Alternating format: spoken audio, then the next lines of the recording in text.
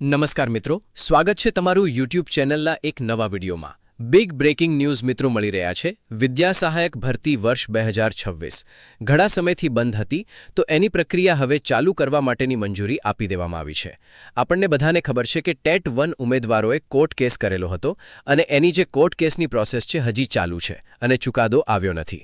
પરંતુ આપણને ખબર છે કોર્ટ કેસના ચુકાદા ઘણા સમય સુધી પેન્ડિંગ પણ રહે છે, તો ત્યાં સુધી ભરતી પ્રક્રિયા બંધ રાખી ન શકાય અને એને લીધે ભઈ અને આપણને ખબર છે કોર્ટ કેસના કારણે જે ટેટ 1 ઉમેદવારો છે એમને 2-3 ગુણ સુધરતા હોય તો પછી એ પાછા ભરતી પ્રક્રિયા માટે એલિજિબલ બને।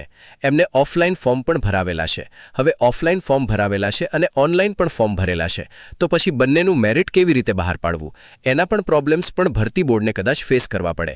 એના રિલેટેડ થઈ અને જે મેરિટ છે એ બહાર પાડવામાં આવતું ન હતું, પરંતુ હવે આજે અગત્યના બિગ બ્રેકિંગ ન્યૂઝ આપણને મળી ગયા છે કે 11,000 જેટલી જગ્યાઓ માટે જે ભરતીની જાહેરાત હતી એમાંથી 774 જેટલી જગ્યાઓ છોડી અને બાકીની જગ્યાઓ માટે ભરતી પ્રોસેસ છે એને ચાલુ કરવા માટેની મંજૂરી આપી દેવામાં આવી છે। એટલે આશા રાખીએ કે હવે ઝડપથી પ્રોવિઝનલ મેરિટ લિસ્ટ છે બહાર પડી જાય, વાંધા અરજીને ત્યાર પછી ફાઇનલ મેરિટ લિસ્ટ સાથે રાઉન્ડ પણ બહાર પડી જશે। તો આવી રીતની 774 જગ્યાઓ છોડી અને બાકીની જગ્યાઓ પર ભરતી પ્રોસેસ છે એ ચાલુ કરવા માટેની મંજૂરી આપી દેવામાં આવી છે।